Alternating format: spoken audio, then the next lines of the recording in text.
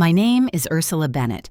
I am 70 years old, and until recently, I was nothing more than a retired school librarian, a widow who kept to herself in a quiet house at the edge of town.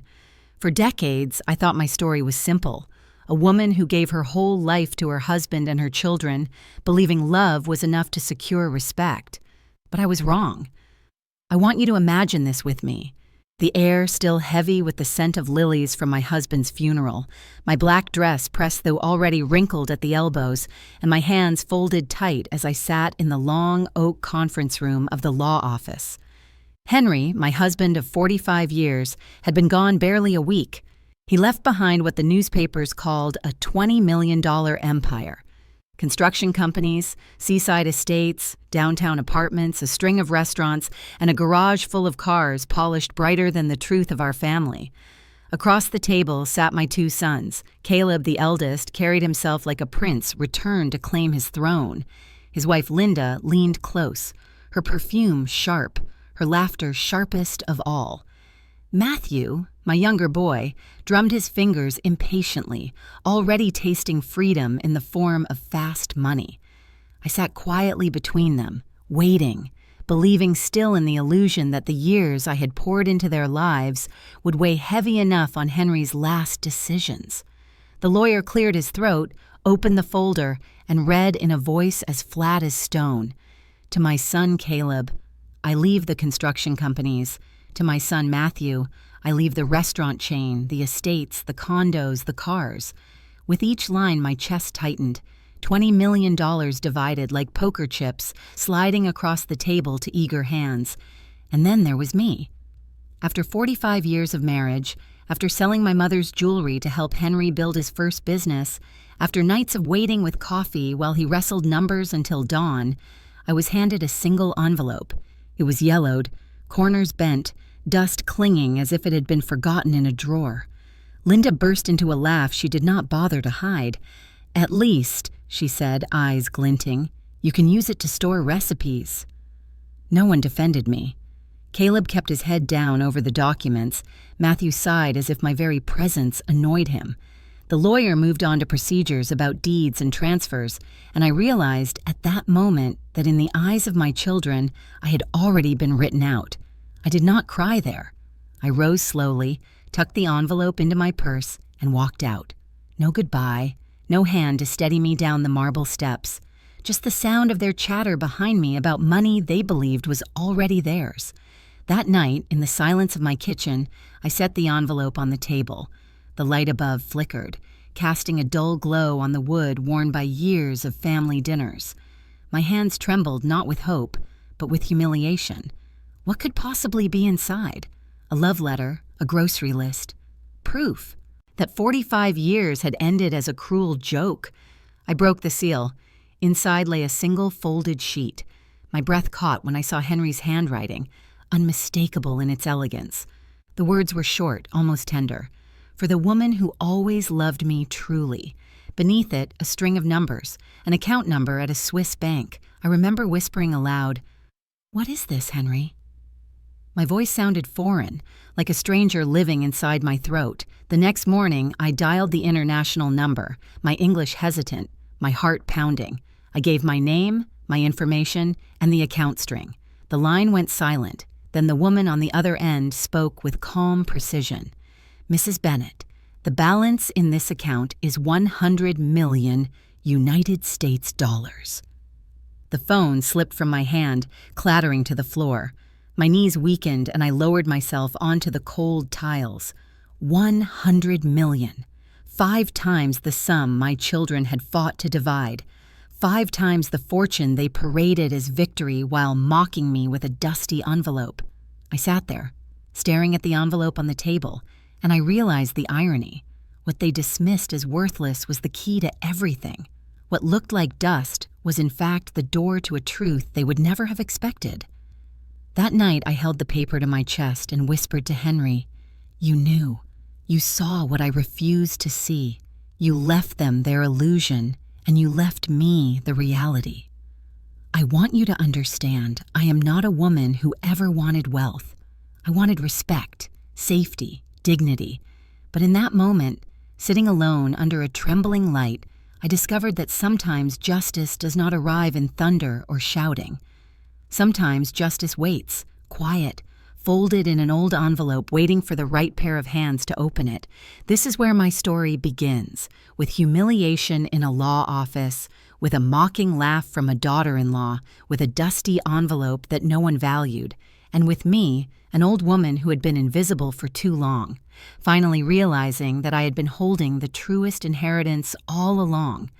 The morning after I discovered the Swiss account, I sat at my kitchen table with a steaming cup of peppermint tea. It had been my ritual for years, a small comfort I clung to when the night stretched too long. Henry used to tease me about it. He said I measured time not in hours but in teacups.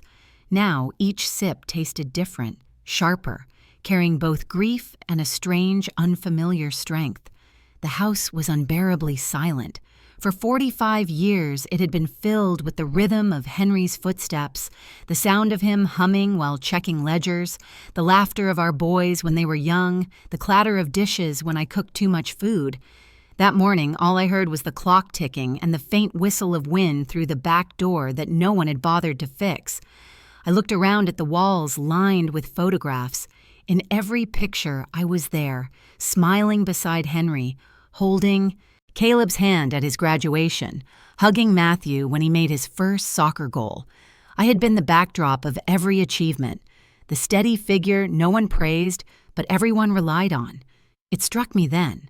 I had built a life of service, a life so devoted to others that no one thought to ask what I wanted. I remembered the early days of our marriage. We lived in a one-bedroom apartment above a noisy bakery. Henry worked nights at a warehouse, and I taught reading classes at the local library. When the bakery's ovens started at dawn, the smell of bread rose through our floorboards, and I would pack Henry's lunch, slip in a note, and wait for him by the window. I sold the only necklace my mother had left me so Henry could afford the down payment on his first truck. He promised he would pay me back, but I never asked. My payment was seeing him succeed. For decades, I believed love was measured in sacrifice. When Caleb was born, I stopped working. When Matthew came along, I spent entire nights rocking him so Henry could sleep before his meetings. When the banks refused to lend us money, I pawned the bracelet Henry gave me on our 10th anniversary. I told him it was only jewelry, but in truth, it had been my favorite. I gave it away without a second thought, believing my loyalty would one day be honored.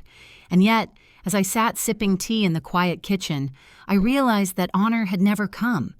My sons had grown into men who valued assets over affection, figures over family. They barely looked at me at the reading of the will. Linda's laugh still echoed in my mind, cruel and dismissive. I could almost hear her voice again, mocking me. At least you can use it to store recipes. The peppermint tea warmed my hands, but my chest felt cold. The bitterness in her words cut deeper than the absence of money. It told me I was invisible, unnecessary, an old woman to be brushed aside. Later that afternoon, Caleb called. His tone was brisk, polite in the way people are polite to strangers. He asked if I needed help sorting through Henry's things. I wanted to ask if he remembered the nights I stayed awake sewing his costumes for school plays, or the mornings I packed his favorite sandwiches when money was tight. But I said nothing. I thanked him, told him I would manage, and ended the call. Matthew sent a text message, short and careless. "Hope you're okay, Mom." No visit, no voice, just a line on a glowing screen. I stared at it for a long time before placing the phone face down. My children, my flesh and blood, had reduced me to an afterthought. That night, as I prepared another cup of tea, I caught myself whispering to Henry again. "You knew, didn't you? You knew they would treat me like this." I touched the folded paper with the Swiss account number, now resting in the top drawer of the kitchen desk. Its presence was both a comfort and a burden. It reminded me that Henry had seen the truth, but also that he had kept it hidden until he was gone. The house creaked as the temperature dropped. I wrapped a shawl around my shoulders and sat by the window. Outside, the streetlights flickered on, illuminating empty sidewalks. Once, this house had been a sanctuary, filled with noise and purpose. Now it felt like a museum of forgotten devotion. I wondered if my neighbors, passing by, thought of me as the lonely widow, the woman who had everything and lost it all. They did not know about the account, the hidden inheritance, the letter Henry left. They only saw the silence. In the days that followed, I moved through routines like a ghost. I cleaned rooms that no longer needed cleaning, folded linens no one would use, arranged flowers that would wilt before anyone noticed. Each evening I brewed peppermint tea, the steam fogging my glasses, a fragile anchor to who I used to be. And each evening the question grew louder in my mind. What was I meant to do with the truth Henry left me? I noticed how quickly Caleb and Matthew began discussing Henry's businesses as though the empire were already theirs to reshape. Their conversations revolved around expansions, sales, investments. Not once did they mention their father's values, his endless nights of work, his sacrifices, or the foundation he wanted for his family. They spoke in numbers and I listened in silence. Silence became my shield. I learned that by saying little, I saw more. I caught Caleb's nervous tapping when debts were mentioned, Matthew's evasive eyes when the restaurants were discussed. I remembered Henry's warning in the letter that our sons had secrets, shadows they hoped would stay hidden. Still, I did not confront them. I let them believe I was fragile, too broken to notice. Each night with my tea, I replayed their words in my head, filing them away like chapters in a book I had not yet finished. The house remained cold, but I began to see that coldness differently. It was not just emptiness, it was space. Space to think, to breathe, to decide who I wanted to be now that my role as wife and silent mother had ended. I realized I had never asked myself that question before. One evening, as the clock struck midnight, I stood by the sink holding my teacup. I whispered again to Henry, "You left me more than money. You left me a choice." My reflection in the window looked back at me, a woman aged by sacrifice but not broken. For the first time in weeks, I did not cry. 2 days after the funeral, a courier arrived at my door carrying a steel safe no larger than a bread box. It was heavy enough that he had to set it down with both hands. He asked me to sign for it, and when I did, I noticed the return address, Mason and Associates, the office of Henry's private attorney, George Mason. My pulse quickened. This was not part of the will I had heard in that cold room. This was something else, something Henry had arranged for me alone. George called that afternoon. His voice was steady, reassuring. The same tone he had used when guiding Henry through business deals. "Mrs. Bennett," he said, "your husband left explicit instructions. This safe was to be delivered to you at home, not opened in the office. The combination will mean something to you." I hung up, carried the safe into the living room, and set it on the coffee table. I ran my hand over the cold metal, my fingers trembling as if touching the secret itself. The envelope with the Swiss account number still rested in the drawer of the kitchen desk, but this safe felt different. It was heavier with promise, heavier with dread. The dial gleamed under the lamp. I closed my eyes and thought of George's words. The combination will mean something to you. And suddenly, I knew. I turned the dial to 6, then 15, then 80. June 15th, 1980, the day Henry and I married. A soft click echoed in the quiet room. When the door opened, the air smelled faintly of paper that had been sealed too long. Inside lay neat stacks of documents bound with rubber bands, envelopes with my name written in Henry's script, and at the very top a single folded letter marked only with one word, Ursula. I lifted it carefully. My hands shook as though holding a relic, not paper. I unfolded it, and Henry's voice seemed to rise off the page. "My dearest Ursula, if you are reading this, it means I am gone, and our sons have revealed their true hearts. I know they mocked you when the will was read. I know you felt invisible. Forgive me for letting you experience that pain. It was necessary. They had to show themselves before you could see the truth." I pressed my palm to my mouth, the words blurring through tears.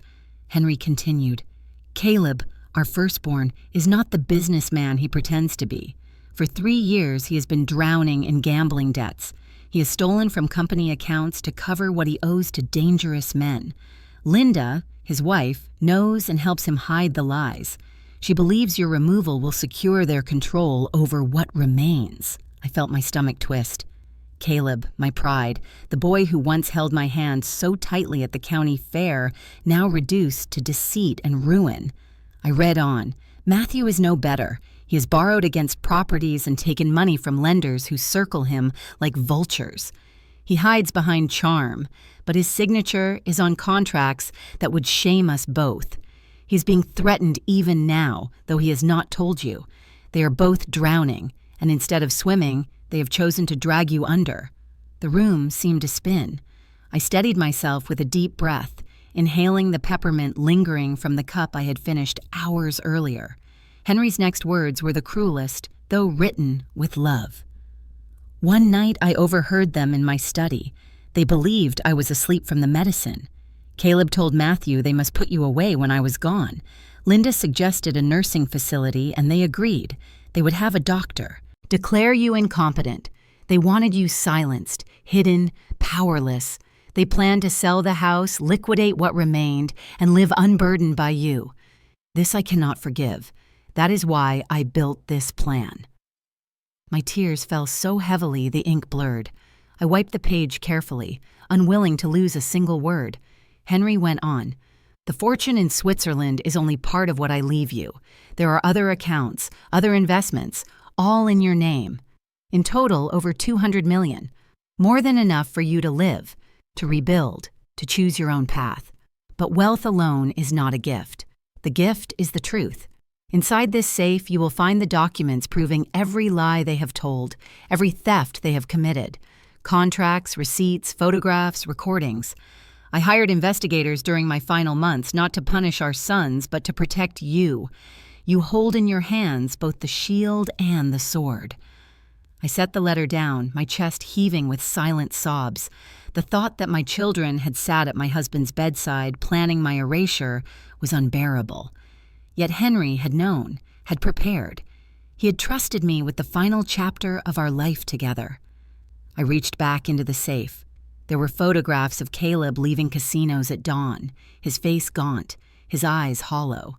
Bank statements with transfers that did not match his salary, receipts for debts owed to names I did not recognize.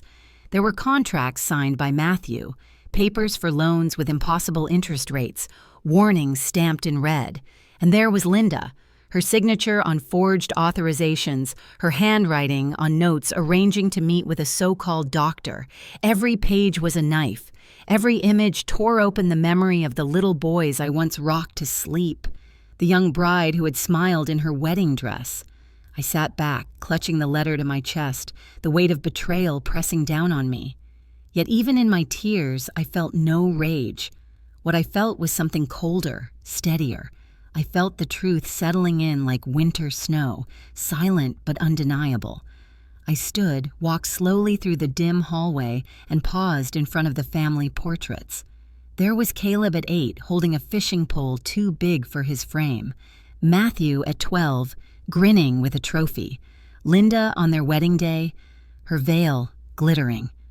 I touched the glass with trembling fingers, whispering, "Why?" No answer came. Only silence, heavy and absolute. I returned to the living room, placed the documents back in the safe, and closed it with a firm click. Then I picked up the letter again. I read the final lines aloud, as though Henry were in the room. You must decide, Ursula. Use this truth to protect yourself, or to teach them a lesson they will never forget. I can no longer shield you, but I have given you every tool you need. With all my eternal love, Henry. I blew out the lamp, plunging the room into darkness.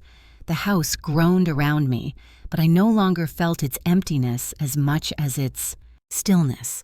I carried the letter upstairs, laid it beside me on the bed, and held it as though it were Henry's hand. That night I cried until no tears remained, and when the morning came, I did not wake with fury. I woke with a clarity I had never known. The world had changed, and I was no longer the invisible widow they thought they could discard. I whispered to myself, "You are still here, Ursula. You are still here." Then I closed my eyes, the letter pressed against my heart, and for the first time since Henry's death, I slept without fear. In the days after I found Henry's letter, I moved through the house like a shadow. The safe remained locked, tucked away in the corner of the living room, but its weight seemed to echo in every room. Every step I took reminded me of what I now knew: the debts, the betrayals, the plan to erase me. And yet, I did not scream, I did not confront.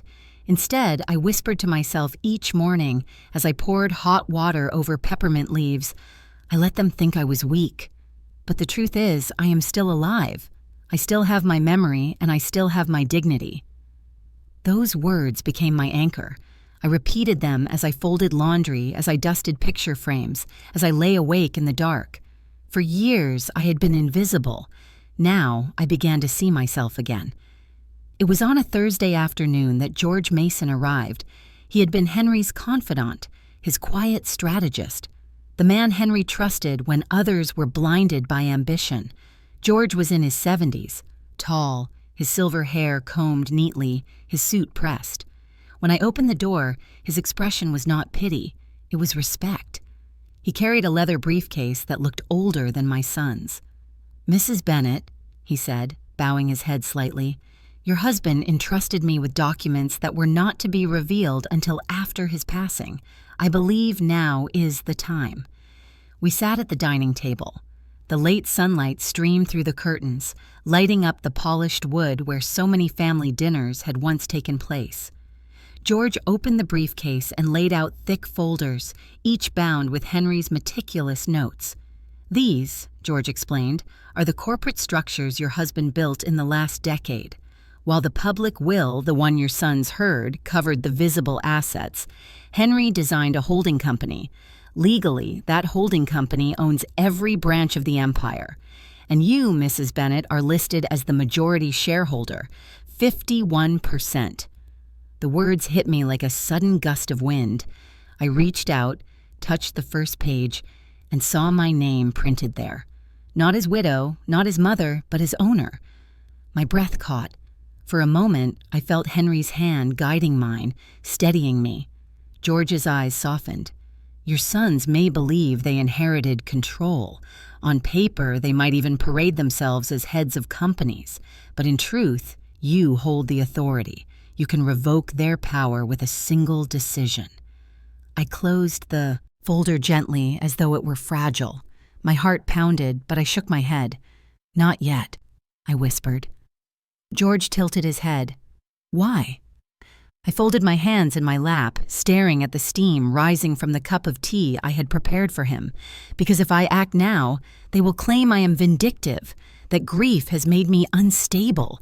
Let them show themselves. Let them reveal the faces Henry already knew.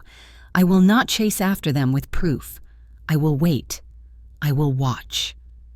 George studied me for a long moment, then nodded. "That, Mrs. Bennett, is wisdom. But I must warn you, waiting will not be easy. They are desperate men. Desperate people do foolish things." I smiled faintly. "And desperate men also underestimate quiet women. I have lived my life in the background. They think silence means weakness. But Henry understood. Silence is power when used with patience." George left the documents with me, promising to return whenever I needed him. After he departed, I sat alone at the table, running my fingers over the embossed folders. The house seemed less empty that evening. I felt Henry's presence not only in the safe, but in every careful line of ink, in every clause he had set in place to shield me. That night, I stood before the bathroom mirror, brushing my hair. My reflection looked back at me, lined and tired, but the eyes were sharp. I whispered again, "You are still alive, Ursula. Still alive. Still in possession of memory, of honor." I blew out the candle on the windowsill and went to bed. In the weeks that followed, I practiced silence as though it were an art. Caleb visited, smiling too broadly, talking about new investments in the construction business. I watched him carefully, nodding at the right times, pouring tea, saying little. I noticed the way his hands trembled when he thought I wasn't looking, the way his phone buzzed constantly with messages he refused to answer in front of me. Matthew came by with charm and rehearsed sympathy. He brought flowers, hugged me a little too tightly, and spoke of moving forward. But I saw the shadow in his eyes, the unease that came when finances entered the conversation. I remembered Henry's words: borrowed money, impossible lenders, threats circling. I kept my lips pressed closed, letting him think I was oblivious. Linda, always polished, visited once with brochures for senior living communities. She placed them on the coffee table with a bright smile, as though she were offering me vacation plans. I pretended to glance at them politely before slipping them into the trash after she left. She believed she was clever. She believed I was naive. And in those quiet encounters, I learned. I gathered evidence not with cameras or investigators, but with eyes sharpened by love betrayed. Every nervous glance, every slip of the tongue, every patronizing word became a piece of the puzzle Henry had already begun to assemble. At night, I returned to the folders George had given me. I read them slowly, carefully, absorbing not just the numbers but the strategy behind them. Henry had not merely protected me, he had prepared me. For the first time in my life, I realized how much I had absorbed from years at his side. Every late night at the kitchen table, every whispered discussion over contracts, every coffee I carried into his study, I had been learning without knowing it. The knowledge surged inside me like a flame. I was not helpless. I was not at their mercy. I had been underestimated for too long. But I also knew anger alone could not guide me. To act in haste would make me no better than the greed I despised. So I chose patience. I chose silence. I chose to let the mask slip from their faces until there was no doubt, no denial. One evening, as I sipped peppermint tea by the window, I whispered once more to Henry, "I will wait, my love. I will wait until the truth they hide devours them from within. And when the time is right, I will step forward, not with shouting, not with fury, but with the quiet authority you entrusted to me." The street outside was empty, the stars faint. The house still carried its silence, but the silence no longer crushed me. It steadied me. I closed the curtains, turned off the lights, and let the night settle in. I was no longer the widow, mocked in a lawyer's office. I was Ursula Bennett, majority shareholder, keeper of the truth, and the last defense Henry had built. My sons did not yet realize it, but the balance of power had already shifted. The weeks that followed were marked by a strange rhythm. Every few days, Caleb and Linda would appear at my door, polished smiles fixed in place, arms full of glossy brochures. They spread them across my coffee table as though presenting treasures, but the titles told the truth. Willow Creek Senior Living, Golden Horizons, Maple Grove Retirement Community. "Mother, Sam," Linda would begin, her voice dripping with rehearsed warmth, "you deserve comfort. Look at this one. They have art classes, yoga for seniors, even a garden you could tend. Wouldn't it be nice not to worry about repairs, taxes, or that drafty old kitchen?" I would nod politely, pour them tea, and say very little. Silence unnerved them more than argument ever could. Caleb leaned forward once, tapping his finger on a picture of smiling women knitting in a sunlit room. "It's safe, Mom. You'd have people around you all the time. No more being alone in this big place." Inside, my heart twisted. This house was not just a big place. It was where I had raised them, where Henry and I had built a life brick by brick, memory by memory. Every wall held echoes of lullabies, quarrels, laughter, and tears. But I did not say that. I simply asked, "And what would happen to this house if I left?" They exchanged a glance too quick for most eyes to catch, but I caught it. Linda smoothed her skirt. "Well, of course, we'd help manage the sale. You shouldn't be burdened with those details." I smiled faintly, though my chest burned. How thoughtful. Their visits became predictable. A knock at the door, the rustle of glossy paper, the same rehearsed lines about safety and company. Linda's voice carried the confidence of someone who believed she had already won. Caleb's eyes, however, betrayed impatience, darting to his phone when messages buzzed, his hands restless. I saw the shadows of debt pressing in on him, though he thought he hid them well. When they left, the brochures remained behind, scattered like fallen leaves. I would gather them into a neat pile, drop them into the trash bin, and brew another cup of peppermint tea. The warmth of the cup steadied me, but each sip carried a trace of bitterness now. One evening, the phone rang. It was Matthew. His voice was smooth, practiced, the kind he used when trying to sell charm. "Mom," he began, "I've been thinking about you in that big house. It's too much, really. All that space, all that upkeep. Wouldn't it be easier to live somewhere smaller, somewhere designed for your comfort?" I listened, letting his words flow over me like cold rain. He had inherited Henry's smile, but none of his steadiness. I imagined him pacing as he spoke, rehearsing lines that were not his own. When he paused, I asked quietly, "Matthew, do you think I can no longer manage my own life? Do you think I have nothing left to give?" There was silence on the line, a silence that revealed more than words. Finally, he laughed softly, too quickly. "Of course not, Mom. I just want what's best for you." "What's best?" I repeated, tasting the phrase like something bitter.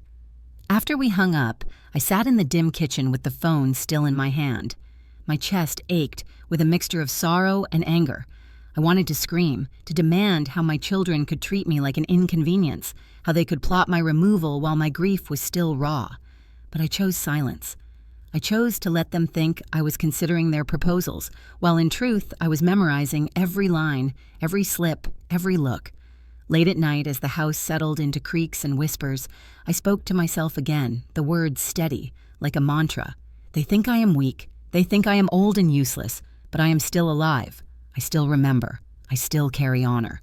The words echoed back from the empty walls, reminding me that invisibility could be a disguise as much as a curse. The pressure grew heavier with each visit. Linda arrived once with a binder, her nails perfectly manicured, her perfume filling the hallway. She opened it on the table like a presentation. "This facility, Mother, is the finest in the state. They have private suites, daily activities, and medical staff on call. You wouldn't have to worry about a single thing." I looked at the photographs of sterile rooms dressed up with flowers. They reminded me less of homes and more of cages, gilded with comfort. "And what would I do there all day?" I asked softly. "You could relax," Linda replied quickly. "Finally, you'd have time to yourself, no responsibilities." I thought of the years I had worked until my hands were raw, the nights I had stayed awake for my children, the decades of holding our family together. Now they told me to go somewhere with no responsibilities, as though my usefulness had expired. I set my teacup down carefully. "Do you really believe I can no longer take care of myself?" Linda's smile faltered, but she recovered quickly. "We just don't want you to be alone." I held her gaze, unblinking, until she shifted in her seat. That night, after they left, I cried quietly into my pillow. The tears were not only for betrayal, but for the memory of two boys who once clung to my skirt, who once trusted me to keep them safe. How would those boys become men who plotted my exile? Yet even through tears, I felt a steel forming inside me. My silence was no longer helpless. It was a choice. By not fighting their words, I gave them space to reveal themselves more fully. Each suggestion, each brochure, each phone call was another stone they laid on the path to their own undoing. I began writing small notes to myself, tucked between the pages of a worn journal. Observations, dates, phrases they had used. Not accusations, only records. I knew one day those notes might matter. The house remained my sanctuary. Each morning I brewed tea, stood by the window, and whispered to Henry, "I am still here. They think they are moving me like a pawn, but I am watching. I am learning." Inside me, grief coexisted with anger, and both were tempered by patience. I no longer dreamed of my sons as innocent boys. I saw them clearly now, desperate men clawing for control, and I saw myself clearly too, not the helpless widow they imagined, but the keeper of truth, armed with silence, waiting for the right moment to speak. It was a Friday morning when the trap arrived at my doorstep. I had just finished steeping my peppermint tea, the fragrance calming my nerves, when the doorbell rang. Standing outside were Caleb and Linda, dressed too neatly for a casual visit. Beside them stood a stranger in a gray suit, carrying a leather briefcase and wearing a practiced smile. "Mother?" Caleb said, his tone bright and false. "This is Dr. Evans. He's a specialist in elder care. We thought it might be good for him to check on you." Linda stepped forward, her eyes gleaming. Just a routine evaluation, Mother. Nothing to worry about. I looked at the man, and I knew immediately. His handshake was too quick, his eyes never steady. This was not care. This was theater. Of course, I said softly. Please come in. I led them into the living room, where the morning light fell across the photographs of Henry and the children. As they settled, I slipped my hand quietly into my cardigan pocket, pressing the button on the small recorder I had hidden days before. Henry had taught me that preparation was power. Dr. Evans cleared his throat and opened a folder. Mrs. Bennett, I just need to ask you a few questions. Nothing complicated. Do you know what day it is today? I smiled gently. Yes, it's Friday, October 13th. His pen scratched against the paper. And can you tell me where you are living right now? In the house Henry and I built 30 years ago, I replied calmly, on Oak Avenue, number 1247. Caleb shifted uncomfortably. Linda crossed her legs and glanced at the doctor, urging him to continue. Dr. Evans leaned forward. Do you remember how much you inherited from your husband's will? That was the moment I had expected. If I said only an envelope, they would claim I had nothing and was delusional. If I spoke of the hidden fortune, they would say I was imagining things. I held his gaze. I remember that Caleb inherited the construction companies, Matthew the real estate. Together, they received $20 million in assets. I was given an envelope which my family dismissed as worthless. But I remember every detail, Doctor. His pen hesitated. Caleb's jaw tightened. Linda forced a smile, but her eyes betrayed irritation. The doctor continued, but his voice faltered. And how do you feel about this distribution? I let a long silence hang in the air, the kind that grows heavier with each second.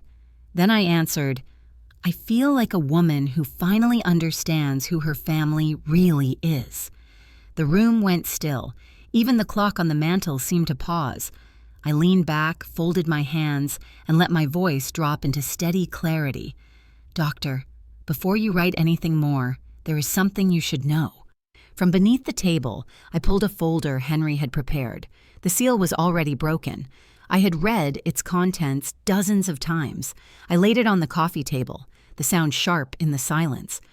These are corporate records signed by my late husband, I said. They state that I am the majority shareholder, 51% of the Bennett Holding Company. Every subsidiary, every property, every business falls under this umbrella, which means, Doctor, that legally I hold controlling interest. Linda's breath caught. Caleb's face drained of color. The doctor blinked, his pen frozen above the page. Would you like to see proof? I asked. My voice was not raised, but it carried weight. I slid the documents toward them, the neat rows of signatures, the notary stamps, the dates unmistakable. Dr. Evans glanced at them, then back at me. His professional mask cracked. He shifted in his chair. I was told this was only a wellness visit. Yes, I said softly, and yet you brought forms to declare me incompetent, forms I recognize from the very law offices that handled Henry's will. Caleb leaned forward, his voice tight, with anger. Mother, you don't understand. We're only trying to protect you. These companies are complicated. The stress, I interrupted, is watching my children circle me like vultures. The stress is hearing whispers that I belong in a facility instead of the home I built. Tell me, Caleb, is that your idea of protection? He opened his mouth, but no words came. I turned to Linda. And you, Linda, was it care when you left brochures for nursing homes across my table like catalogs? Was it concerned when you laughed at the envelope Henry left me? Her lips parted, but her polished phrases failed her. The silence grew heavy. Only the faint hiss of the tea kettle cooling in the kitchen filled the air. I let the quiet stretch, a weapon sharper than any shout. Finally, I leaned forward, my voice calm but unyielding. Dr. Evans, you may pack up your folder. You will not be signing anything here today, because as you can see, my mind is sharp, my memory intact, and my authority undisputed. He gathered his papers quickly, avoiding my eyes. I lifted the recorder from my pocket, placed it on the table, and pressed stop. For the record, I said evenly, This entire visit has been documented." Caleb swore under his breath. Linda stood abruptly, smoothing her skirt as if dignity could be ironed back into place. I rose slowly, meeting each of their eyes in turn. "You thought you could erase me. You thought silence meant weakness. But Henry knew me better. He trusted me with the truth, and now you have heard it too. I am not leaving this house. I am not surrendering my name, and I will not be dismissed." No one spoke. Caleb's fists clenched at his sides. Linda's eyes darted toward the door.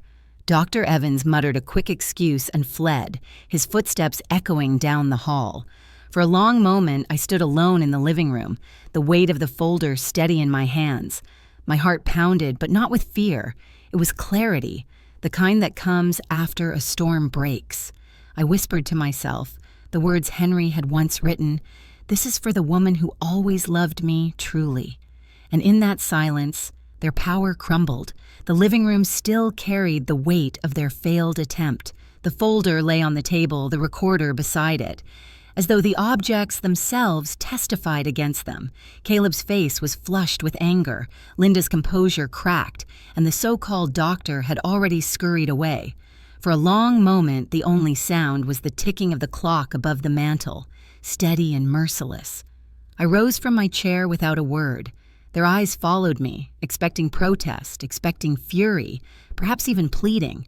Instead, I walked into the kitchen, the soles of my shoes quiet against the hardwood floor. I set the kettle back on the stove, let the flame catch, and reached for the tin of peppermint leaves. The familiar scent rose, cooling and sharp, as though reminding me who I was. When the water boiled, I poured it over the leaves, watching the steam curl upward like a blessing. I carried the cup back into the living room and placed it on the table beside the recorder. My movements were unhurried, deliberate, the kind of movements that made silence louder than any shout. Caleb finally broke, his voice trembling with restrained anger. "Mother, what are you doing? This isn't a game." I looked at him, steady and calm. Then I spoke words that had been forming in me for weeks, words that felt like stone finally finding its place in the foundation. I do not need to shout for anyone to believe me. I only need to stand and walk. The words hung in the air, an echo that filled every corner of the room. Linda shifted in her seat, her nails tapping nervously against the brochure she still clutched. Caleb's jaw worked, but no words followed. I sat down again, cradling the warm cup in my hands. "You thought my silence meant ignorance, that my stillness meant surrender.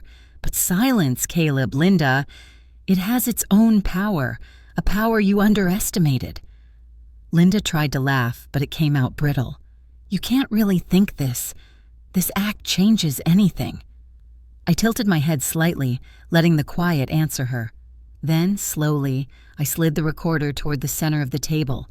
The red light blinked, small yet unyielding, proof of every word spoken in this house. The sight of it froze them. Caleb's shoulders tensed.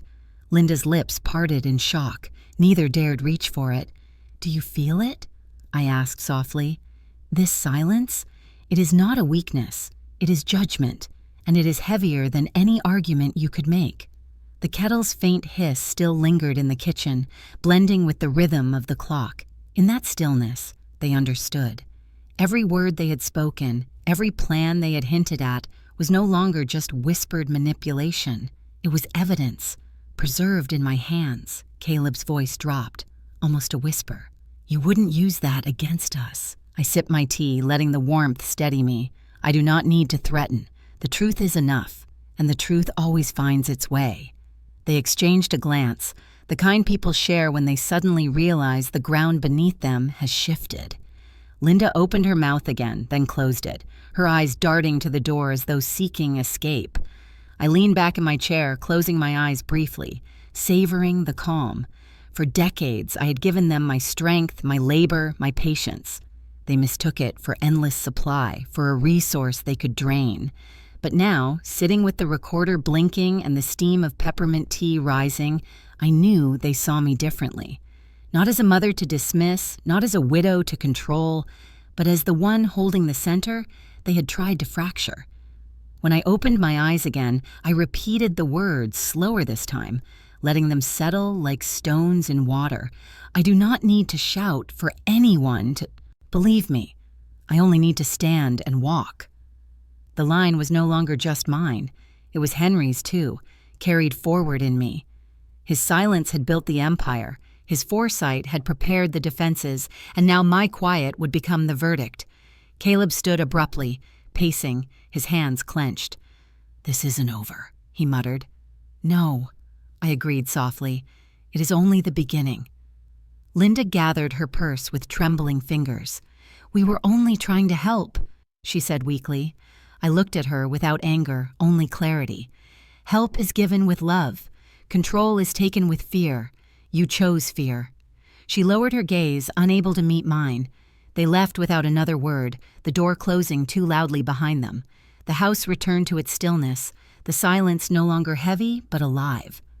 I carried the recorder to my desk, set it beside Henry's folders, and placed the empty teacup beside them.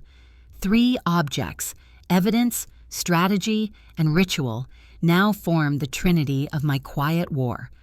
I sat down, writing a single sentence in my journal before blowing out the lamp. Silence is no longer my prison. It is my weapon. The words on the page seemed to glow in the dim light. I felt Henry near, as though he, too, understood. And for the first time in weeks, I slept without fear. The morning after Caleb and Linda stormed out, I felt a strange calm settle over the house. The brochures they had scattered were gone, the door no longer open to their schemes, and the recorder sat quietly on my desk, holding truths they had hoped would remain hidden. I brewed my peppermint tea, steady as ever, and whispered to Henry's picture on the mantel. "It's time." That afternoon, George Mason arrived. He was the attorney Henry had trusted most, a man with silver hair and sharp eyes who carried the patience of someone used to seeing storms pass through families. He removed his coat, set down his briefcase, and studied me as though measuring how much strength I had gathered since our last meeting. "You look steadier, Suz," he said. "I am steadier," I replied, "because now I understand. Silence has its place, George, but silence without preparation is surrender, and I am done surrendering." He nodded and opened the briefcase. Inside were neatly arranged files, thick with papers that smelled faintly of ink and old wood. "Henry anticipated this. He asked me to make sure you would have both a shield and a sword when the time came. The shield is legal protection. The sword is evidence." I folded my hands, waiting. "First," George continued, "we initiate an independent audit of every company your son controls. Not one of their accountants or lawyers, but outsiders with no ties to them. Every irregular payment, every hidden debt, every illegal transfer, it will surface. And when it does, the law will be on your side, not theirs." I nodded slowly. I remembered Henry's late nights, the way he had built everything with his bare hands. To see it corrupted by recklessness and greed was like watching a home rot from the inside. "And the legal protection? You are the majority shareholder," George said. "On paper, your sons may appear powerful, but in reality, they answer to you. We will prepare documents that reaffirm your control should they attempt to act against your will. If necessary, you could revoke their authority entirely." I looked at the files on the table, the weight of them pressing like judgment. "You make it sound simple." "It is not simple," George admitted. "It is painful, and it will test you." I poured him a cup of tea, watching the steam rise. "Pain is not new to me, George. What I want to know is this. How far should I go? Henry left me the truth. He left me power. But what is justice in the hands of a mother? Am I meant to shield them still or to expose them?" George studied me for a long moment. "That is not a question I can answer. It is the question Henry left for you." I leaned back in my chair, closing my eyes. In my mind, I saw Caleb, laughing as a boy, now twisted by debts and lies. I saw Matthew, once gentle, now lost in shadows of schemes, and Linda, whose smile hid knives. George pushed a folder toward me. "Inside are press contacts. If you wish, we can take everything public. The gambling debts, the falsified documents, the property sales. It would ruin them, but it would also free you. The world would see them for who they are. I opened the folder slowly. Photographs, reports, contracts, all pieces of the puzzle Henry had left me.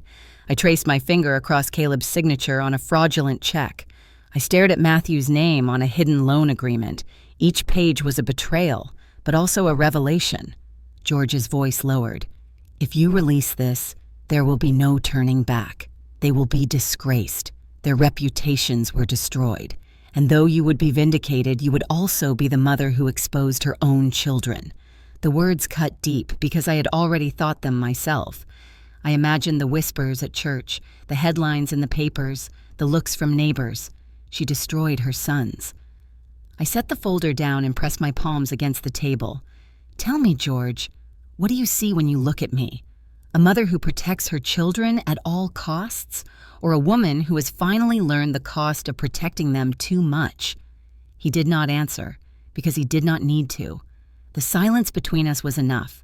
I rose and walked to the window, staring out at the garden Henry had once tended. Autumn leaves had begun to fall, scattering across the grass. For years, I thought my role was to shield them.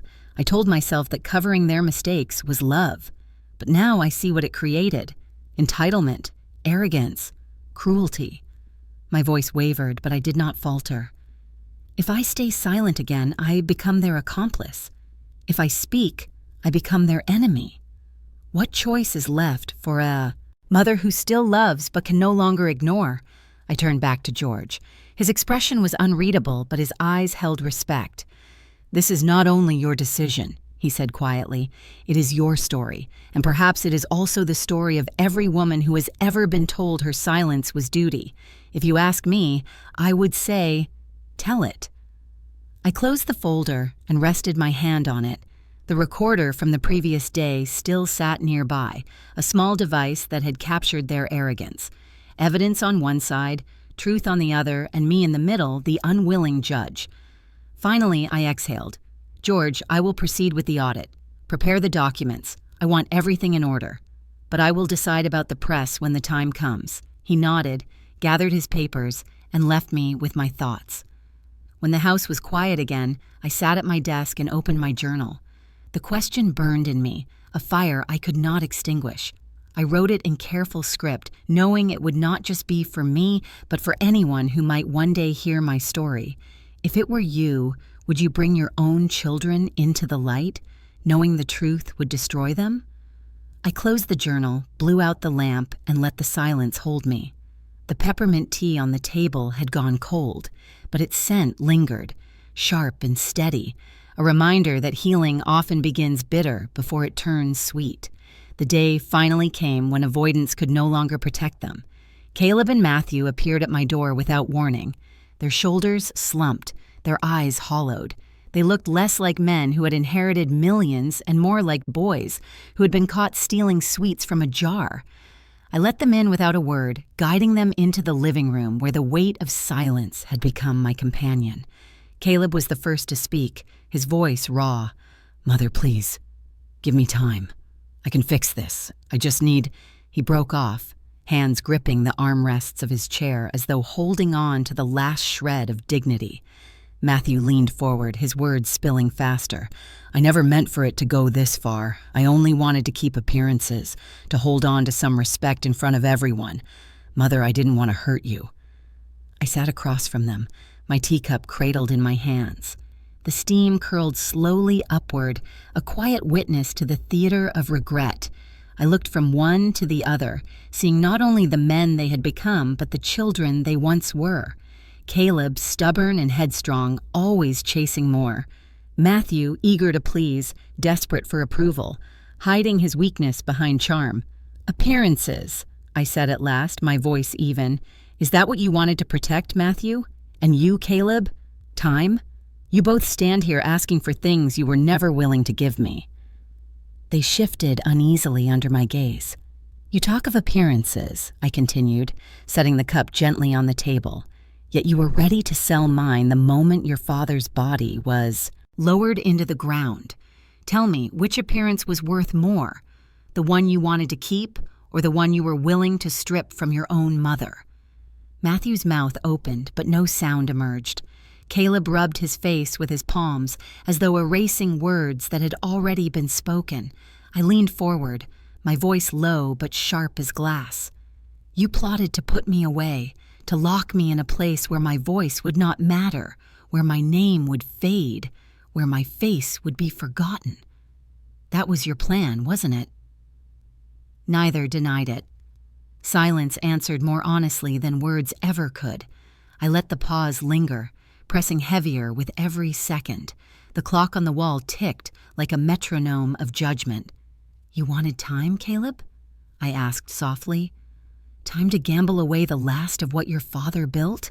Time to sign false papers? Time to push me into the shadows while you played at being powerful?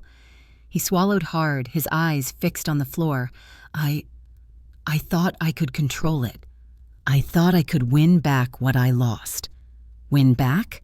My voice carried the edge of disbelief. You already lost the one thing that mattered most, your integrity. I turned to Matthew. And you, wanting to keep respect in the eyes of others. You were willing to trade mine for yours. You were ready to bury my dignity to preserve your own illusions. Matthew's hands trembled in his lap. Mother, I only wanted... Respect? I cut in, my tone quiet but unrelenting. Respect cannot be stolen. It must be earned. And yet you thought you could buy it with my silence, with my confinement. The weight of my words filled the room. Neither of them spoke. For a moment, I saw flashes of the past, their small hands gripping mine on the first day of school, their laughter echoing in the backyard, Henry's proud smile as he watched them grow. How did it all unravel into this? How did those boys become these men? I felt tears sting my eyes, but I did not let them fall. Instead, I drew a steady breath. You both looked at me as though I were disposable. A mother who had already served her purpose. Tell me, when you made those plans, did you ever once remember who sold her jewelry so your father could start his business? Did you remember the nights I stayed awake nursing fevers, balancing bills, keeping this family alive? Or did you forget, the moment ambition blinded you? Their faces crumbled under the weight of memory. Caleb's lips trembled, but he said nothing. Matthew's eyes filled, yet he could not meet mine. I rose from my chair, carrying the teacup to the mantel. I set it gently beside Henry's photograph, letting his presence anchor me. Then I turned back to them. I am not shouting, I said quietly, because shouting is wasted on those who do not listen. But understand this, the mother you thought you could silence will not be silenced. The woman you thought you could discard still stands. Caleb finally whispered, Mother, please. I shook my head. No, it is too late for you. The only thing left for you now is to face the truth of what you have done. And truth is heavier than shame, heavier than regret. The silence that followed was suffocating. Neither of them dared to move. For the first time in years, I felt the balance shift. They were no longer the men with power over me. They were sons stripped bare by their own choices, standing small before the mother they had betrayed. I crossed the room slowly, each step measured, and stopped before them. If there is any redemption left for you, it will not come from begging me. It will come from the lives you choose to live from this moment forward. But know this, my forgiveness is not owed, and my silence is not yours to command. I let the words settle like stones in their hearts. Then, with a calm finality, I ended the confrontation with the truth they could not escape. You sold my dignity the day your father was laid to rest, and now you ask me for yours. There is nothing left for me to give. The room fell into silence deeper than any cry. Caleb bowed his head, Matthew's shoulders shook, but neither dared speak. I walked back to my chair, sat down, and lifted the teacup once more.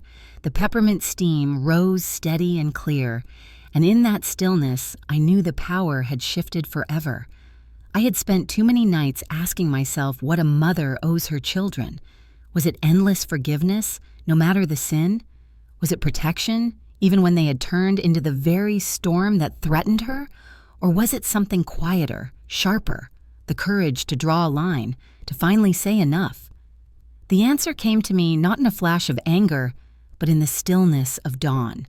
The sky outside was pale, and the house smelled faintly of peppermint tea. I sat at my desk with Henry's photograph watching over me and the files George had prepared spread across the wood. The truth was there, in black and white: debts, lies, and betrayals. But the decision was mine. When Caleb and Matthew returned that evening, their steps hesitant, their eyes hollow, I was ready. Linda came with them, her perfume thick in the air, her smile brittle as glass.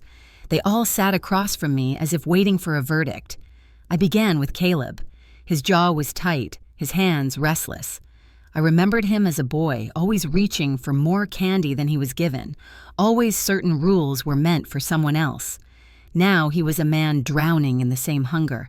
"Caleb," I said quietly, "you will sell every personal asset you own, the cars, the vacation home, the watches you flaunt. Every dollar will go toward paying your debts. Not 1 cent will come from the company your father built. You made your bed, now you will strip it clean with your own hands." His face twisted. "Mother, that will ruin me. I'll have nothing left." "You already have nothing left," I answered calmly. "Because what you gambled away was not only money, it was trust, it was an honor. You will rebuild from the ashes, or you will sink. But you will not drag this family down with you." He lowered his eyes, and for once he had no argument. I turned to Matthew. His charm, once his shield, had deserted him. His hands shook as he fiddled with his cuff, and I saw the weight of his false pride. "Matthew," I said, "you will repay every loan, every shadowed debt. You will enter a program, financial counseling, accountability, whatever it takes. Every dollar you return will come from your effort, not from me, not from Caleb, not from the company. And until you have repaid what you owe, you will live modestly. No more pretending for the neighbors, no more masks." He looked at me, his eyes wet. "Mother, please. I only wanted to keep my dignity." My voice was steady.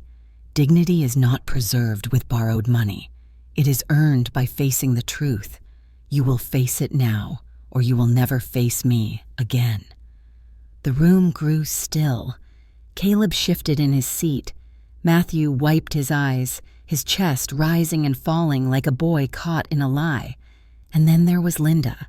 She had said little, perhaps believing she could weather this storm with silence. But I had not forgotten the whispers, the documents George had uncovered, the bank transfers that had her name etched across them. "Linda," I said, turning to her, "you have siphoned money from accounts that did not belong to you. You smiled while handing me brochures for nursing homes, pretending it was care, when it was a conspiracy. Tell me, what part of theft is care?" Her eyes flashed. "I did it for Caleb, for us, for the family." "No," I said softly. "You did it for yourself. Family is built on trust, and you poisoned it.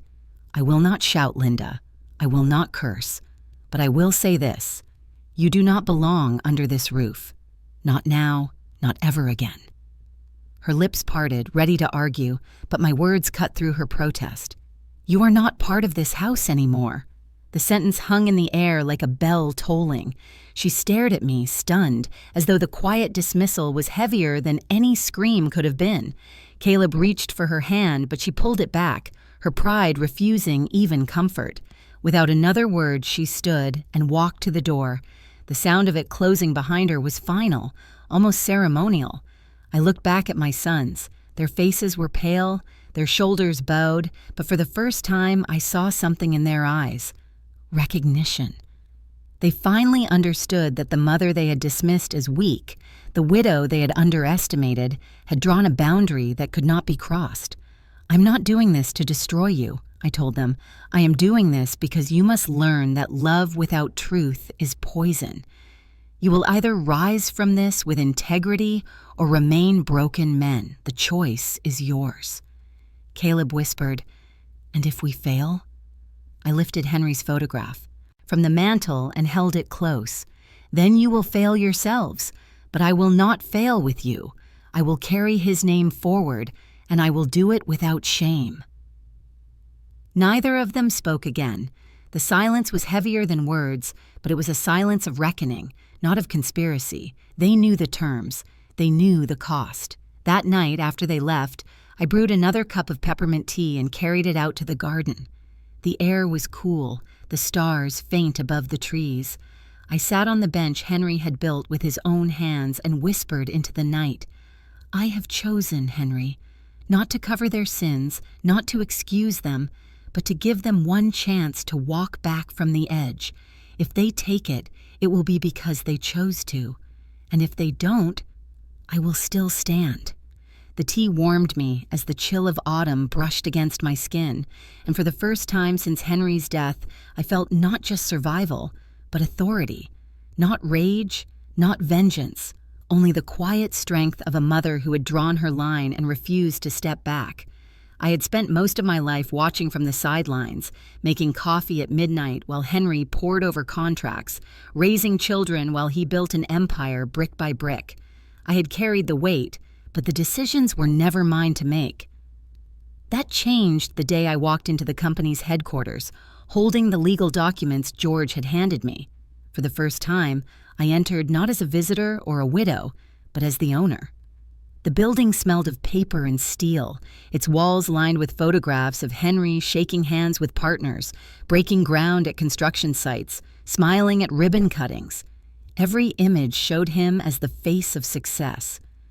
I realized how invisible I had been in those years, present in the background but absent from the record. Not anymore. The receptionist, a young man with tired eyes, stood up nervously when he saw me. "Mrs. Ursula, we weren't expecting you." I gave him a calm smile. "That is the point. Where's the staff gathered?" Within minutes, I stood in a modest conference room facing a group of employees. Their expressions were a mixture of caution, fatigue, and guarded hope. They had seen the chaos of Caleb's reckless spending, Matthew's broken promises, Linda's sharp tongue. Now they were waiting to see what I would bring. More of the same, or something different. I cleared my throat, my hands resting lightly on the table. "Good morning. I am Ursula. Many of you knew my husband, Henry. You worked beside him for years.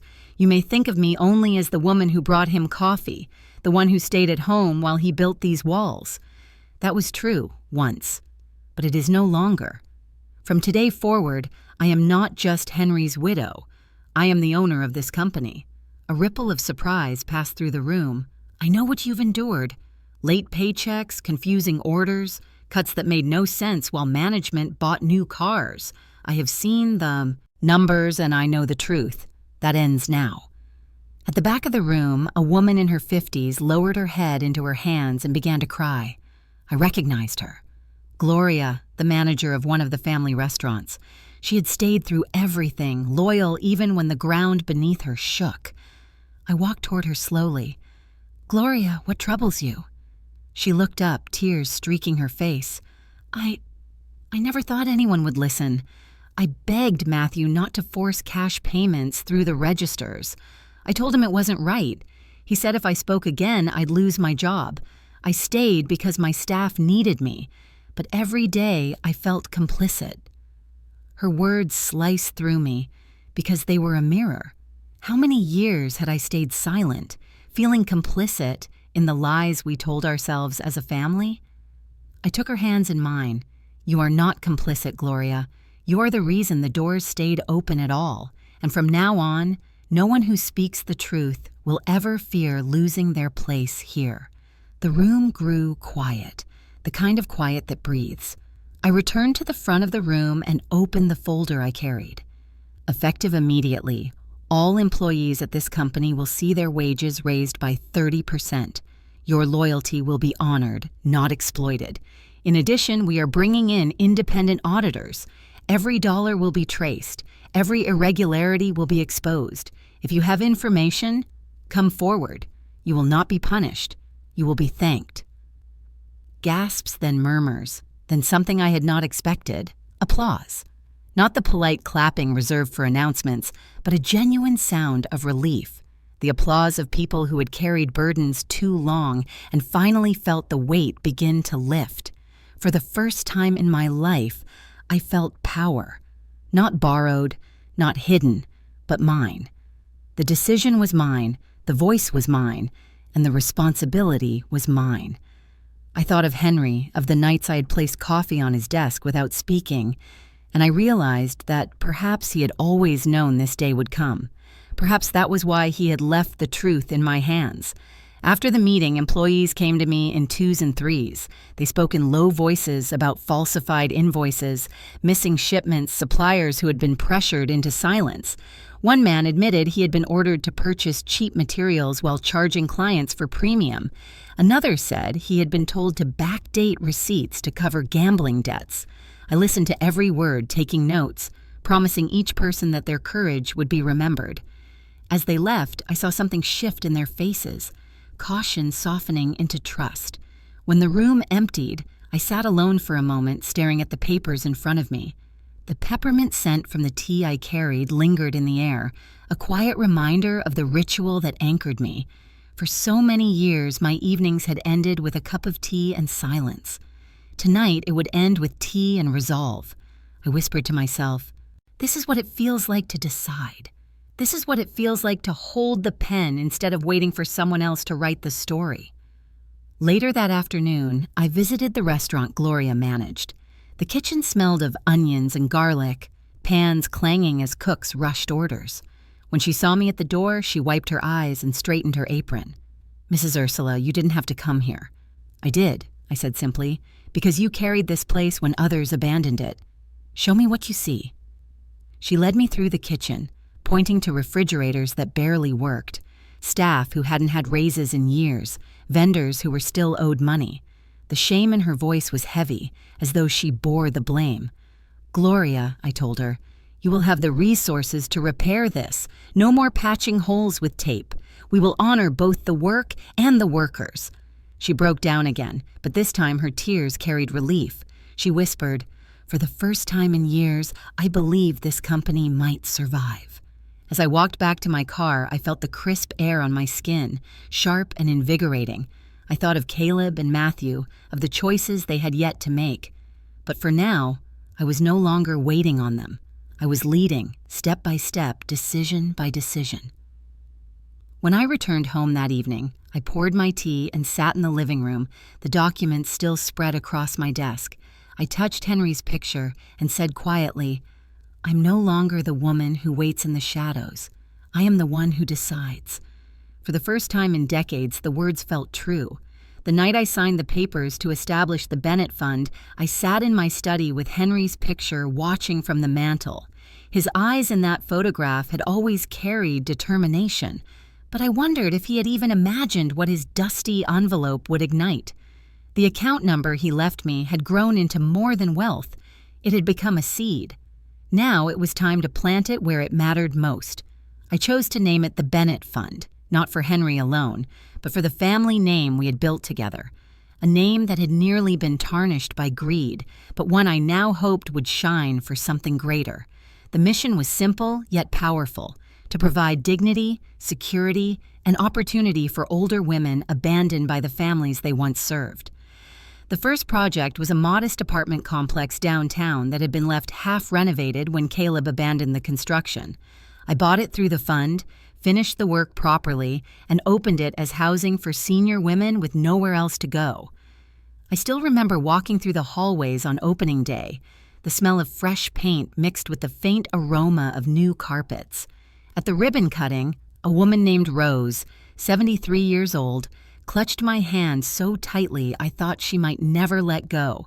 Her children had drained her savings, sold her house, and left her with nothing but a suitcase. Now she had her own room, a small kitchen, and a window that looked out over the park.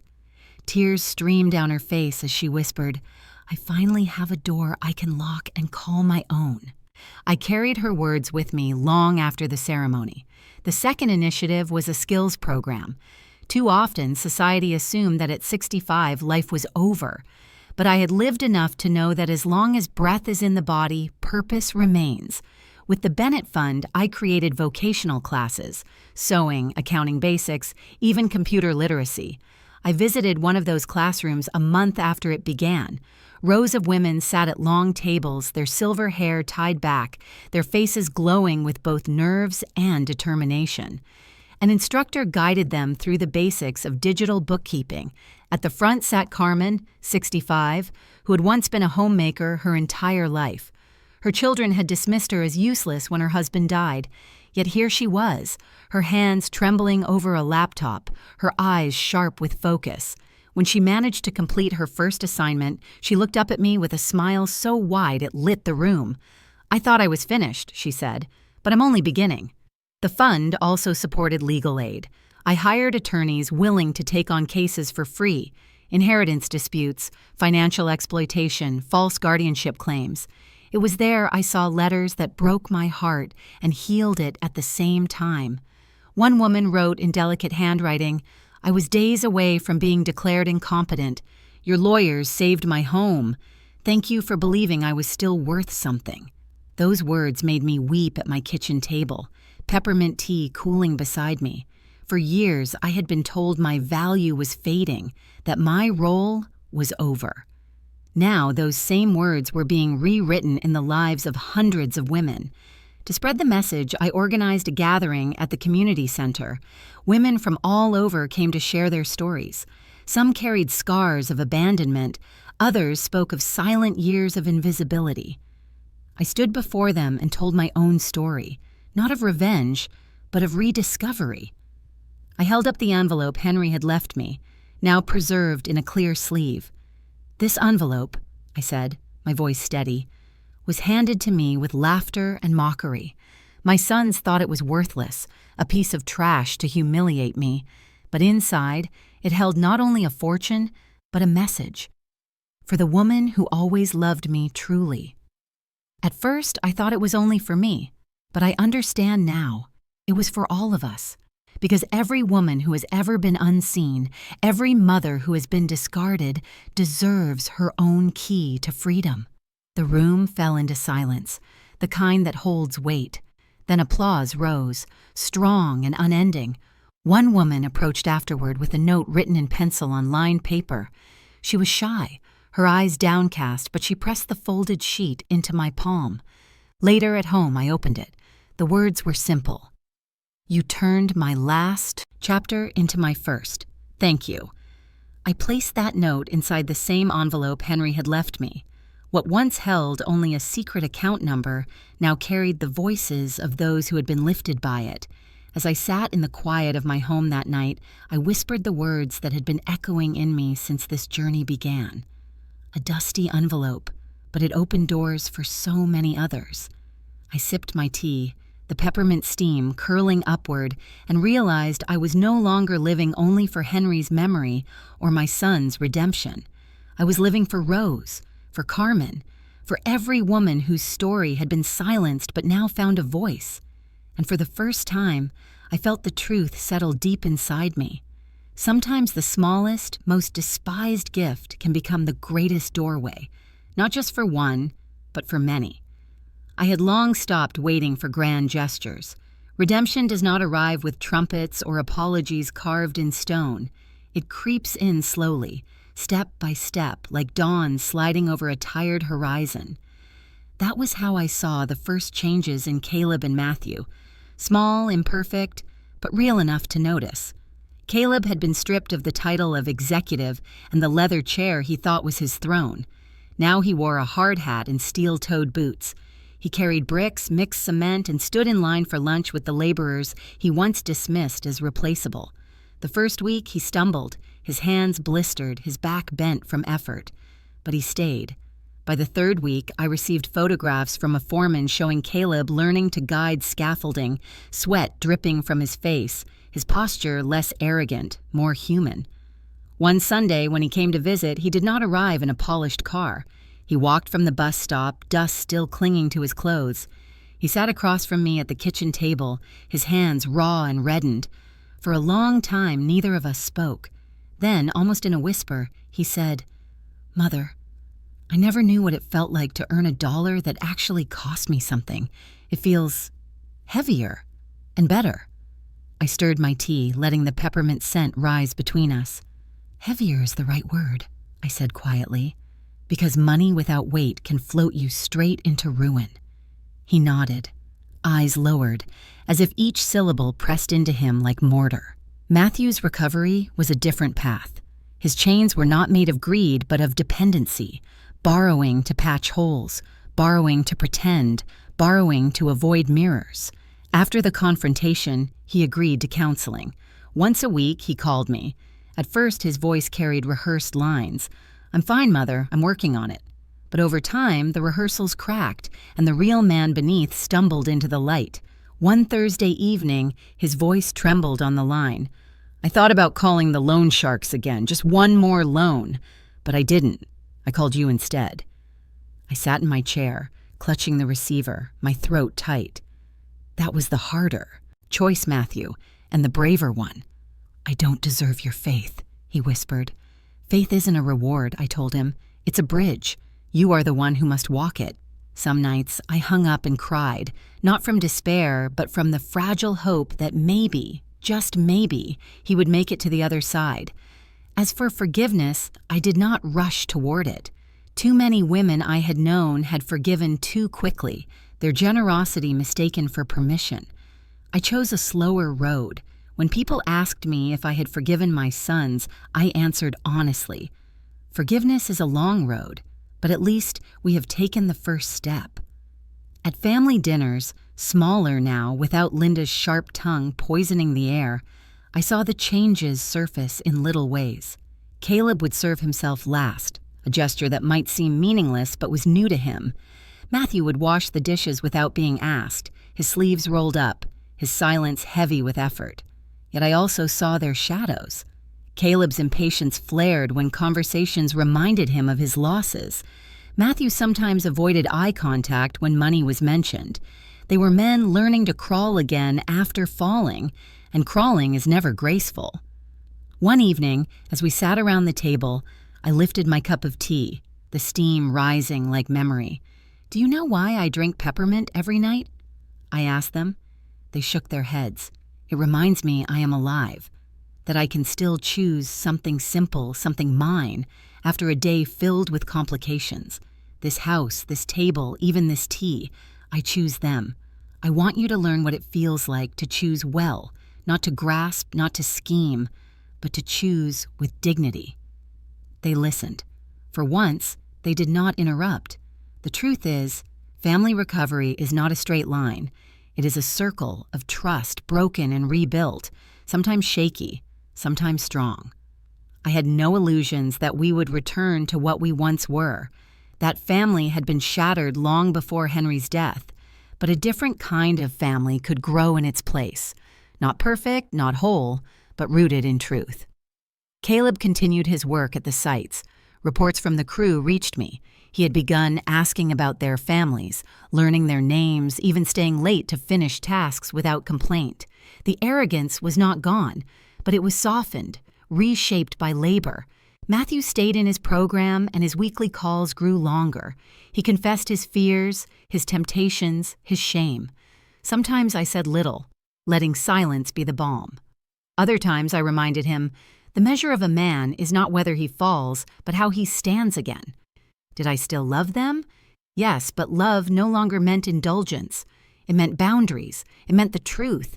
It meant letting them feel the sharp edge of consequence while still offering a path back. One night, as I tucked the envelope Henry had left me back into my desk drawer, I whispered into the quiet, "We have started walking, Henry.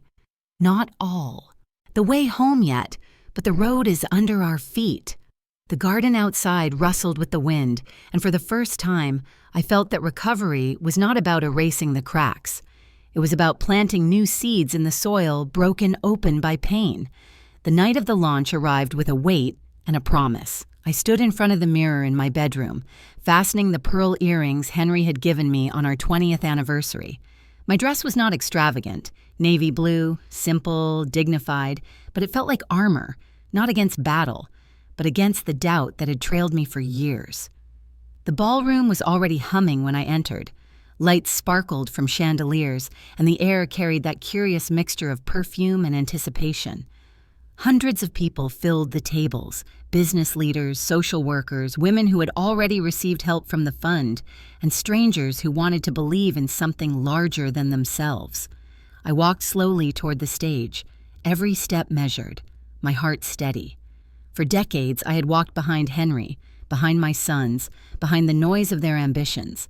Tonight, I was not behind anyone. The host introduced me, his words kind but distant. Then the microphone was mine. I gripped it with both hands, not because I was nervous, but because I wanted the audience to see I was grounded. "Good evening," I began, my voice carrying farther than I expected. "My name is Ursula Bennett. For many years, I believed my story was already written. I was a wife, a mother, a shadow, in the background of men who built fortunes. I thought that was all I would ever be." I paused, letting silence do its work. Faces leaned closer.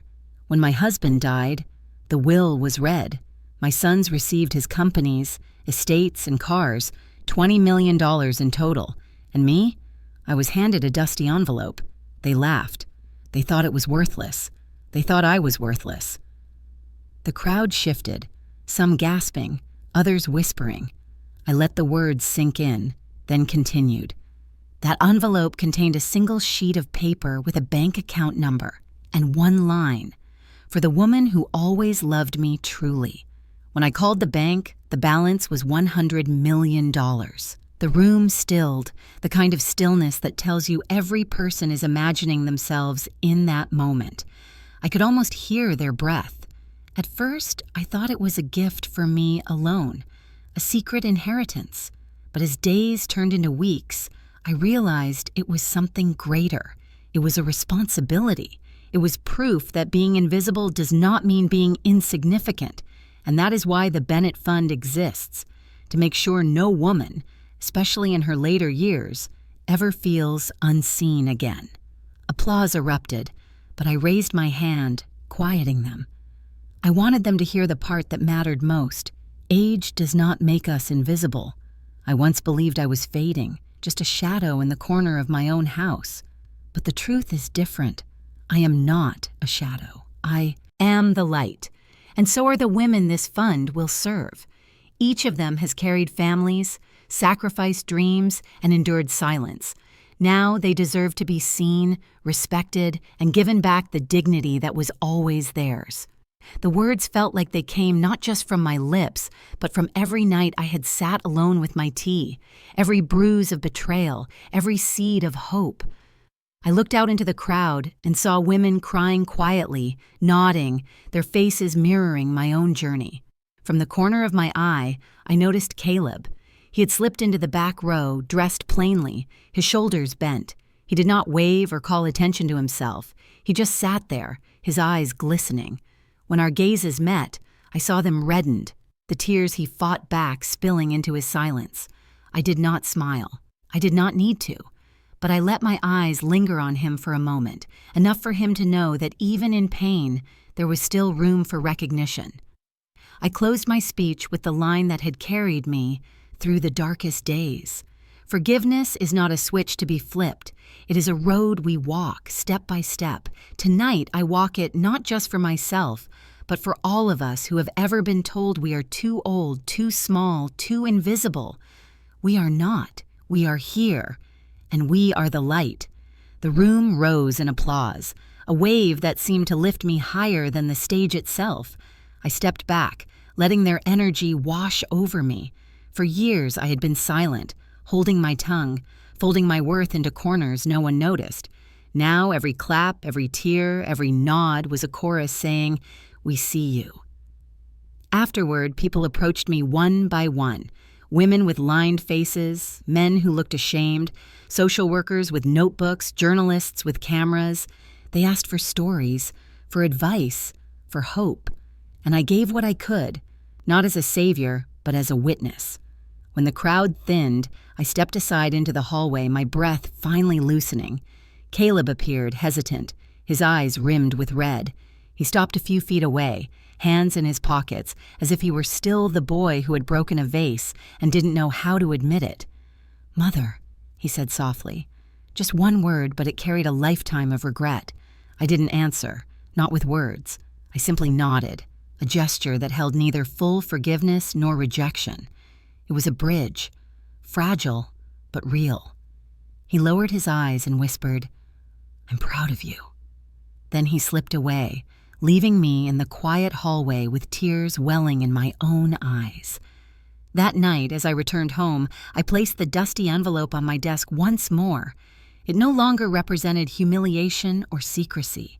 It was a vessel of pain, of redemption, of light shared with others.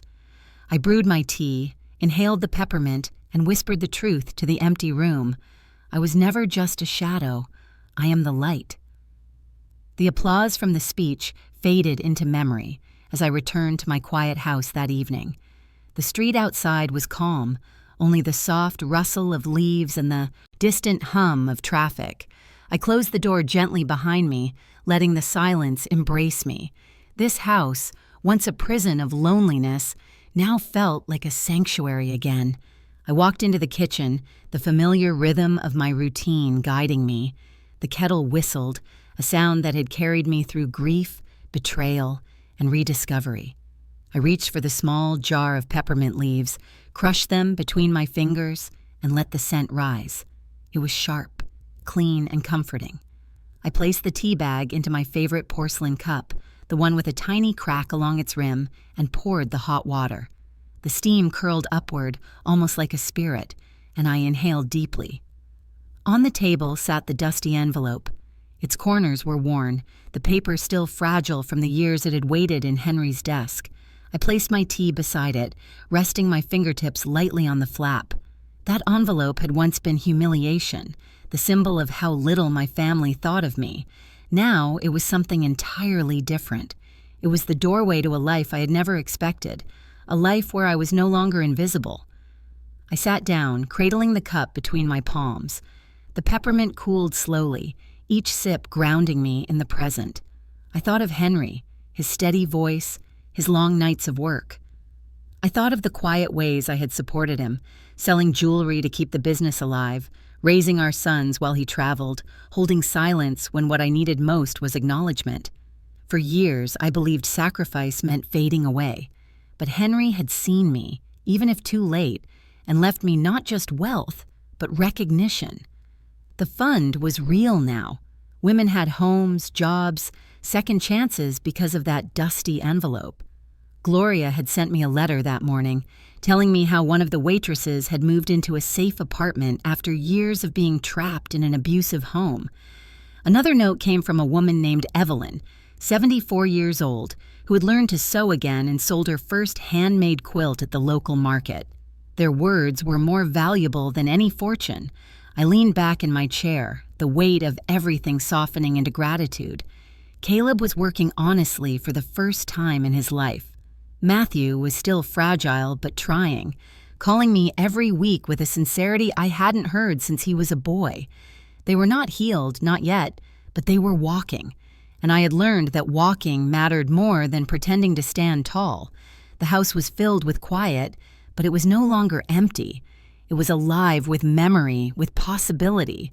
I rose from the table, carried my tea into the living room, and lit the lamp by Henry's old armchair. The letter he had written still rested in my desk drawer. Sometimes I took it out and read his words again, letting the pain and love mingle as they always did. Tonight, I did not need to. I already knew them by heart. I sat in my own chair across from his, as if we were still in conversation. "We made it, Henry," I whispered. "Not perfectly, not without scars, but we made it." The peppermint tea warmed me from the inside, a simple reminder that life, like tea, requires patience. You let it steep, you wait, and only then do you taste its true strength. I closed my eyes, hearing echoes of my own speech from earlier that night. Age does not make us invisible. I am not a shadow. I am the light. Those words had not just been for the audience. They had been for me, for every younger version of myself who had believed silence was the same as weakness. The garden outside rustled again, the wind carrying with it the scent of late roses. I thought of all the women whose gardens had been stripped from them, whose families had cast them aside, whose names had been forgotten, and I promised myself that as long as I had breath, I would fight in my quiet way to make sure they were remembered. The envelope was still there on the table when I returned to the kitchen to rinse my cup. I picked it up one more time, feeling its thinness, its fragility, and yet its unimaginable weight. I placed it gently back beside Henry's letter, resting them both under the lamp. Standing at the window, I watched the moonlight spill across the lawn. The house glowed softly, as though it too had found its peace. For so long, I had been afraid that my story ended with betrayal, with being discarded by the very children I had raised. But that was not the ending. The ending was this: a woman sitting in her own home, no longer invisible, no longer silenced, holding both grief and strength in the same hands. I whispered the final truth aloud, not for Henry, not for my sons, but for myself. Do not cry for the dusty envelope. Smile, because sometimes, in the smallest of things, there is an entire new life. And for the first time in many years, I believed every word.